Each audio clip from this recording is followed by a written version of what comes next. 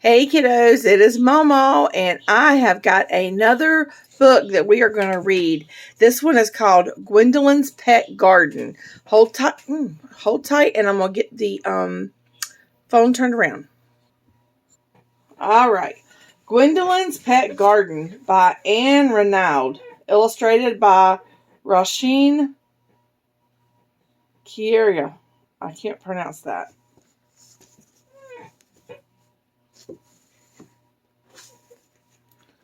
All right, let's see. Gwendolyn's Pet Garden. Gwendolyn Newberry Freitz wanted a pet. More than polka-dotted rain boots, more than a telescope, more than anything.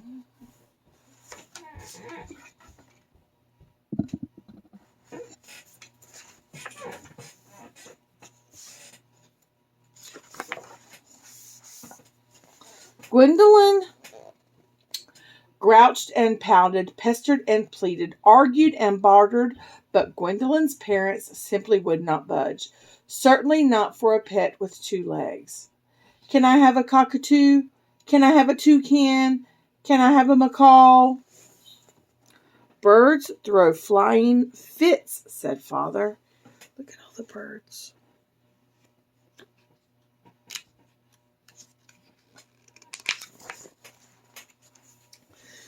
Under no circumstances for a pet with 4 legs. Can I have a gerbil? Can I have a hedgehog? Can I have a chinchilla? Fur makes my nose sneeze, said Mother.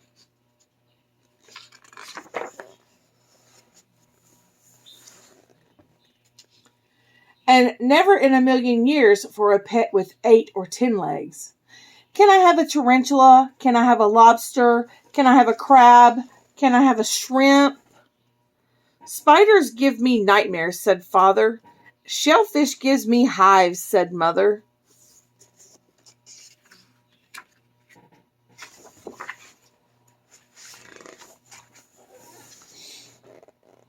I want a pet to keep me company, said Gwendolyn.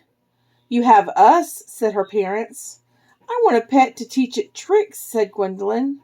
Your little brother fetches and rolls over, said her parents. I want a pet to care for, said Gwendolyn. Well, said her parents.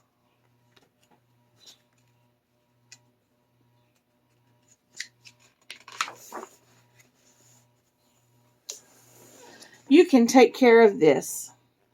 It's a box of dirt, said Gwendolyn.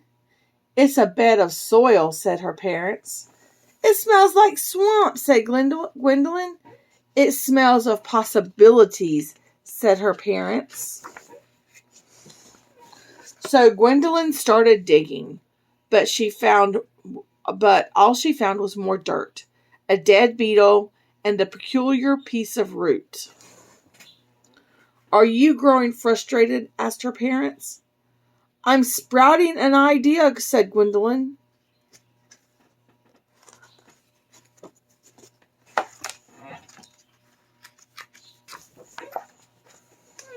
Gwendolyn went to the library and borrowed the Great Book of Gardening. She became savvy about soil, seeds, sunlight, and shade. And when Gwendolyn had read all she could, she borrowed seed from the seeds lending library. She even offered to trade them for her marbles and seashell collection. But the librarian said that the seeds were free. Gwendolyn made rows of little holes in the soil and sprinkled them with marigold seeds, basil and fennel seeds, and finally zucchini seeds.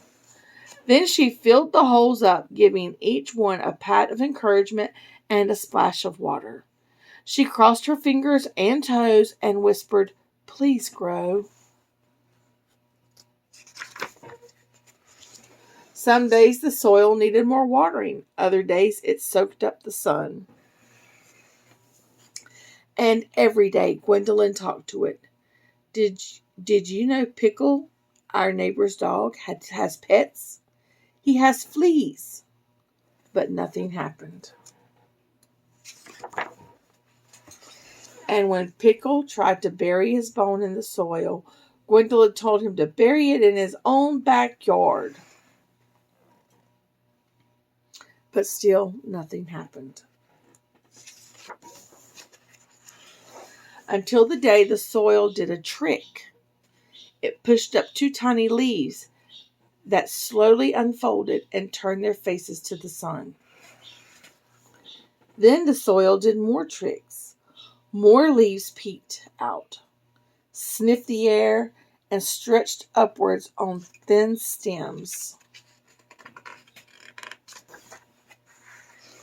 The stems budded, the buds bloomed, vines and tendrils like hairs of wild beasts inched along the soil, and delicate shoots of fennel and basil scented the air with a peppery licorice perfume.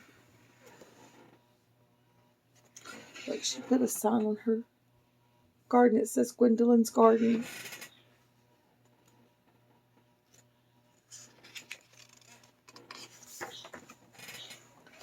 Gwendolyn named the plants. Good morning, Gertrude. Good morning, Boris.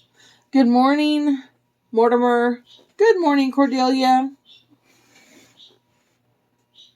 She studied them daily, measuring each one as it grew, and recorded the changes in her notebook.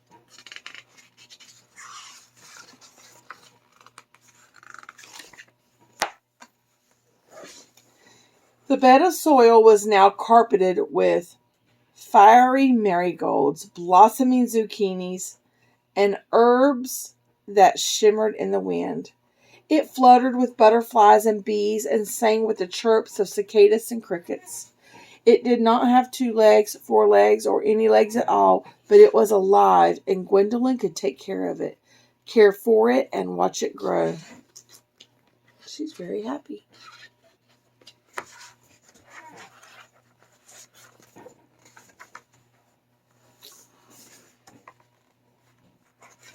Well, that was the last page. And then it says, growing your pet garden. Did you know that more and more children are discovering the joy of gardening? It helps you learn all sorts of things like life cycle of plants, responsibility for their care and nurturing, as well as an increased awareness of where food comes from. There is a lot to consider when making your gardens, but that is all part of the fun. Where should you plant your garden? What plants should you choose? And when should you plant them? Some plants grow quicker than others. Some need more light. Some require more care than others. And some, like snow peas, radishes, and cherry tomatoes, can even be snacked on as they grow. How cool is that? Your garden can even have a theme, like a rainbow garden, a pizza garden, or a salad garden. A rainbow garden has flowers and vegetables in every color of the rainbow. A pizza or salad garden could have pizza toppings like tomatoes and basil, or salad ingredients like lettuce and chives. You could even plant the seeds in concentric circles. So once you have decided what to grow, where do you go for seeds? Hardware stores and garden centers are a very good start. Gwendolyn got her seeds from a seed lending library. Are you familiar with those? If not, here is the scoop. Before computers, we used to help people find books and library information on the library book, on each library book, and was recorded on a small card. These cards were kept in a card catalog cabinet that often looked like this. So let me show you the card catalog. That's what Mama had when I was in school. We had to go to the card catalog cabinet and look for our card for the book, and then that would tell us where the book was at on the shelf. Most libraries no longer needed these cabinets. So what are they doing with them? They're converting them into seed lending libraries. A seed library is a collection of seeds that can be borrowed for free. It operates on the honor system, meaning that it relies on the honesty of the people who use it. Patrons of a library take the seeds and plant them. Then at the end of the growing season, borrowers are encouraged to return some of their newly cultivated seeds to the library so that others can use them. This keeps the library well stocked and creates a culture of sharing and sustainability. If there is no seed lending library where you live, why not encourage your library or community to set up their own? Happy gardening. Okay, so let's see here. Gwendolyn's Pet Garden was a very good book, and it talks about planting a garden and starting a garden. All of my grandbabies know that I've got a garden started, and here we are in August. I've actually put my garden in my kitchen in my tower garden. So I've got lettuce, and I've got beans, tomatoes, squash, basil, echinacea, because we're moving into the winter season. So I have echinacea. I've got cucumbers.